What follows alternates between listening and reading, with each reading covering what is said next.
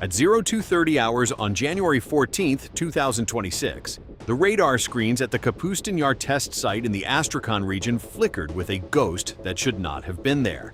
This facility is not just a military base. It is the holy grail of Russian rocketry, the exact coordinates where the Soviet Union launched its first ballistic missiles and where the new Oreshnik hypersonic systems were currently being assembled in secret clean rooms. The Russian operators inside the command bunker were relaxed, staring at displays that showed the empty airspace over the desolate steppe, protected by what Moscow claimed was the most impenetrable air defense bubble on the planet. They had every reason to feel safe because Kapustin Yar sits nearly 600 kilometers from the Ukrainian border, deep inside Russian territory, shielded by layers of S-400 batteries and the new S-500 Prometheus system. But what they did not know was that 12 minutes ago, a heavy transport truck parked on a generic highway in eastern Ukraine had just lowered its hydraulic stabilizers and raised a massive launch canister toward the sky. Inside that tube was something Russian intelligence had never seen before: the Flamingo. This was not a repurposed Soviet drone or a foreign-supplied cruise missile with restricted range. It was a domestic monster, a completely Ukrainian-engineered heavy cruise missile carrying a warhead weighing 1,000 kilograms, designed specifically to crack open concrete bunkers that standard munitions would just scratch. The launch itself was deceptive because the Flamingo does not scream off the rail like a tactical missile.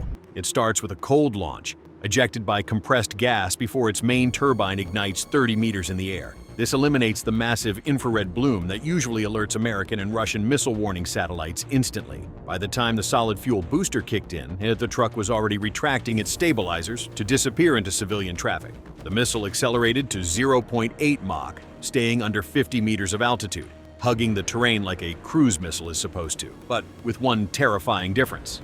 Most cruise missiles like the Tomahawk or Storm Shadow are cigar-shaped and relatively fragile, but the Flamingo is built like a flying tank, utilizing a box-wing design that provides immense lift for its massive payload. It was carrying 1 ton of high explosives, which is roughly double the payload of a standard Tomahawk. The physics here are simple but brutal. Force equals mass times acceleration. When you slam 1,000 kilograms of high-grade explosive encased in a hardened penetrator cap into a building at 900 kilometers per hour, you do not just damage the structure, you liquefy the foundation. As the missile crossed the front lines, it dropped even lower, to just 15 meters above the frozen ground, navigating using a terrain reference system that does not rely on GPS, effectively making it invisible to the jamming stations the Russians had set up to blind Western weapons. 300 kilometers into the flight, the Russian air defense network finally woke up. A Nebo-M radar station positioned near Volgograd picked up a faint, intermittent signal. The radar operator was confused because the cross-section was fluctuating wildly. One second it looked like a small fighter jet, and the next it looked like a massive transport plane. This was intentional. The Flamingo is coated in radar-absorbent material, but its sheer size makes true stealth impossible. So Ukrainian engineers used active electronic countermeasures built into the missile's skin. These emitters broadcast false returns, ghost signals that made the radar computer think there were 3 targets, then 0, then 5. The Russian operator followed standard protocol and alerted the nearest Pantsir S-1 battery to intercept what he thought was a group of slow-moving drones. The Pantsir crew swiveled their turret, their optical cameras searching the dark sky for the telltale heat signature of drone engines. They were looking for something small and slow, buzzing along at 150 kilometers per hour. Instead, the Flamingo roared past their position at 900 kilometers per hour, so low that the shockwave shattered the windows of the control vehicle before they could even lock a target. By the time the Pantsir commander screamed for a launch, the missile was already 5 kilometers downrange, disappearing behind a ridgeline. The failure at Volgograd triggered a panic in the command chain because the trajectory was now clear. The object was heading straight for the strategic heart of the Astrakhan region. The S-400 battalion guarding Kapustin Yar was ordered to weapons-free status. This system is legendary for a reason. Its 92N6 gravestone radar can track 100 targets simultaneously and guide missiles to engage them at ranges of up to 400 kilometers. But here is the problem with physics that no amount of propaganda can solve: the radar horizon. Radar beams travel in straight lines, but the Earth is curved. Against a target flying at 15 meters altitude, even the most powerful radar in the world cannot see it until it is approximately 30 kilometers away. That gives the defense crew about 120 seconds to detect, identify, lock, and fire. The Russian commander knew this math, so he ordered an A-50 mainstay AWACS aircraft patrolling over the Caspian Sea to turn north and look down. The A-50's radar, looking from 30,000 feet, has no horizon limitations. It spotted the Flamingo immediately, a hot, fast-moving thermal scar against the cold winter ground. The data was data-linked instantly to the S-400 battery. Now they had a firing solution without needing their own radar to see the target. At 02:45 hours, the S-400 battery launched two 40N6 missiles. These are the long arms of the Russian defense, massive interceptors capable of reaching hypersonic speeds of Mach 14. They climbed into the stratosphere, burning white-hot, intending to dive down on the Flamingo from above. This is the standard interception profile. Gain energy by climbing, then convert that altitude into speed for the kill. The Ukrainian missile was cruising blindly, seemingly unaware that two telephone pole-sized killers were arching down toward it at 4 kilometers per second. But the Flamingo was not just a dumb bomb with wings. As the S-400 missiles entered their terminal dive phase, activating their own active radar seekers to find the target, the Flamingo's radar warning receiver screamed that it was being painted. The onboard computer, running an algorithm trained on thousands of simulations, executed a maneuver that should have been impossible for a missile that heavy. It fired emergency separation bolts, jettisoning aerodynamic fairings on its wings to abruptly change its lift profile, and pulled a 6G turn while simultaneously dropping to 5 meters altitude, literally skimming the wavetops of a frozen reservoir. The S-400 missiles traveling at Mach 14 simply could not turn that tight. The laws of inertia are unforgiving. At that speed, your turning radius is measured in kilometers. The interceptors realized too late that the target had jagged left. They tried to correct, their control fins straining, but they overshot, slamming into the ice 2 kilometers away from the Flamingo. The Russian commanders at Kapustin Yar watched the telemetry feeds go flat and realized with horror that the kinetic kill option had failed. They had one card left to play: electronic warfare. The base was protected by the Pole 21 system, a massive area denial jammer designed to flood the electromagnetic spectrum with so much noise that satellite navigation becomes impossible. They cranked the power to maximum, frying civilian cellular networks for 50 kilometers in every direction. The idea was to confuse the missile's GPS receivers, causing it to drift off course and crash harmlessly into the empty steppe. And it worked, partially. The Flamingo's satellite link was severed instantly.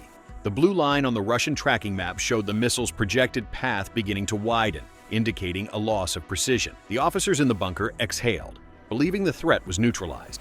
But they had underestimated the redundancy of the Ukrainian guidance package. When the GPS signal died, the Flamingo did not panic. It simply switched to its tertiary guidance mode, digital scene matching area correlator. A camera in the nose came online, snapping hundreds of infrared photos of the ground per second and comparing them to a preloaded 3D map of the terrain stored in its hard drive. It did not need satellites. It was reading the ground like a map. It recognized the bend in the river, the specific shape of the power lines, and the railway junction. It corrected its course, banking hard to the right, locking its nose directly onto the coordinates of the Oreshnik assembly hall. Now the missile was inside the 10-kilometer death zone, the final layer of defense where point defense systems like the Tor M2 and the Pantsir operate. These are the goalies, designed to catch whatever leaks through the long-range net. A Tor M2 vehicle parked on the perimeter of the assembly complex picked up the Flamingo. The Tor is a terrifyingly efficient machine, carrying 16 vertical launch missiles that can be fired in seconds. Its radar locked on, and the computer calculated a 100% kill probability. The Flamingo was big, it was low, but it was straight and level for the final approach. The Tor commander pressed the button, and 2 missiles leaped from the vertical tubes, turning sharply to intercept. This time, there would be no fancy maneuvers. The range was too short, and the physics were too tight. The first Tor missile detonated 10 meters in front of the Flamingo, spraying a cloud of tungsten shrapnel directly into its flight path. The heavy Ukrainian missile flew right through the cloud. The shrapnel shredded the outer composite skin, punched holes in the intake, and severed the hydraulic line to the left elevon. But the Flamingo was built with the ruggedness of a tank. Its structural spar was solid titanium, designed to survive exactly this kind of punishment. Smoke trailed from its engine, and the missile listed 5 degrees to the left, but its momentum was unstoppable. The 1,000-kilogram warhead was armored, immune to the light shrapnel of an anti-air missile. The Russian operators watched in disbelief as the burning missile emerged from the smoke of the explosion, still flying, still closing. It was now 3 seconds from impact. The Tor system tried to fire again, but the reload cycle took 4 seconds. The Flamingo was moving at 250 meters per second. The math was over. The target was the main assembly hall, a massive structure with reinforced concrete walls where the delicate components of the Oreshnik ballistic missiles were being calibrated. The Flamingo did not just hit the wall, it activated a delayed fuse. The penetrator cap punched through the 2-meter-thick concrete like a needle through fabric. The missile buried itself deep inside the central bay of the factory before the fuse timer hit 0. Inside, the hall was filled with volatile solid rocket fuel and precision electronics. When 1,000 kilograms of high explosives detonated, the effect was not an explosion. It was an erasure. The overpressure wave instantly turned the building's interior into plasma. The roof, weighing hundreds of tons, was lifted 50 meters into the air on a column of fire. The shockwave propagated outward, shattering the windows of the command bunker 2 kilometers away and knocking the radar dishes of the S-400 battery off their alignments. Gemini had gesagt. The immediate aftermath of the Flamingo's impact at Kapustin Yar was not just destruction. It was a strategic blind spot opening up in real time. The primary assembly hall for the Oreshnik missile program was now a crater 20 meters deep, burning with the intensity of a chemical fire that water could not extinguish. Inside the bunker, the Russian commanders were trying to make sense of the sensors that were still online. Their screens showed static where the assembly hall used to be, and the seismic sensors registered a tremor equivalent to a magnitude 3.5 earthquake. But the real horror was not the fire. It was the silence on the radar. The blast had severed the fiber optic cables connecting the northern sector's early warning radar to the central command. For 3 minutes, the entire northern approach to the base was dark.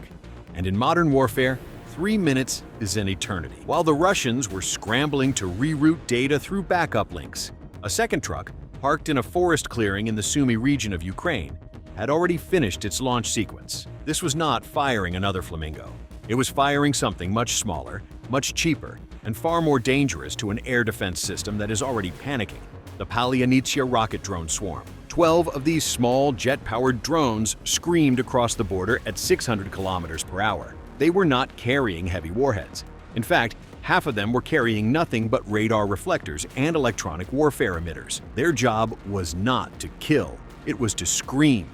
They were programmed to fly in a formation that mimicked the radar signature of a squadron of F-16 fighter jets. As the backup radar at Kapustin Yar finally flickered back to life, the operators saw what looked like a full-scale NATO air raid inbound from the west. The psychological impact was immediate. The Russian commander, staring at 12 high-speed contacts closing at Mach 0.6, made the only decision he could. He ordered the S-500 Prometheus battery to engage. This system is the crown jewel of Russian defense and designed to shoot down satellites in low Earth orbit and hypersonic glide vehicles at Mach 20. Using it against plastic drones is like using a diamond drill to hang a picture frame. It works, but the cost is ruinous. Each 77 N6 interceptor missile costs approximately $4 million. The Palianitsia drone costs about $50,000. But the commander did not care about the budget. He cared about survival. The S-500 battery roared to life, its massive launch tubes elevating with a hydraulic whine that could be heard for kilometers. In rapid succession, 6 interceptors launched, trailing pillars of fire that turned the night sky into day. These missiles are marvels of engineering, accelerating to Mach 10 in seconds, designed to maneuver in the thin air of the upper atmosphere. But the Ukrainian drones were hugging the deck at 30 meters. The S-500's radar, optimized for space tracking, struggled to filter out the ground clutter. Radar returns from trees, hills, and buildings. The interceptors dove from the stratosphere, their seekers searching for the cold plastic bodies of the drones against the relatively warm Earth. 3 of the missiles lost lock and slammed into the ground, creating craters that would be mistaken for bomb impacts later. The other 3 found their marks. 3 Palianitsias vaporized in midair, their debris raining down on the steppe. The Russian operators cheered, believing they had stopped the main attack. They had just spent $12 million to destroy $150,000 of decoys. And while they were high-fiving, the real threat, a second Flamingo missile that had been flying silently behind the drone swarm, pitched up and accelerated. This second Flamingo was different. It was the B variant, equipped with a specialized warhead designed for deep penetration of hardened command bunkers. It had used the chaos of the drone swarm to mask its approach, flying in the shadow of the S-500's engagement radar. When the interceptors detonated, the electromagnetic interference blinded the sensors for exactly 4 seconds. That was all the Flamingo needed to close the final 5 kilometers. But the Russians had one last layer of defense, the Pantsir SM. This updated version of the short-range system has new high-velocity missiles specifically designed to catch low-flying cruise missiles. The Pantsir on the southern perimeter locked onto the Flamingo at 4 kilometers. The automated turret spun, the twin 30mm cannons spooled up, and 2 missiles launched instantly. The physics of this engagement were brutal. The Flamingo was heavy and fast. The Pantsir missiles were light and agile. The first interceptor clipped the Flamingo's right wing, tearing off the control surface. Any normal aircraft would have rolled over and crashed, but the Flamingo's flight computer, sensing the roll, fired a bank of explosive bolts on the left wing, deliberately jettisoning half of its own lifting surface to balance the drag.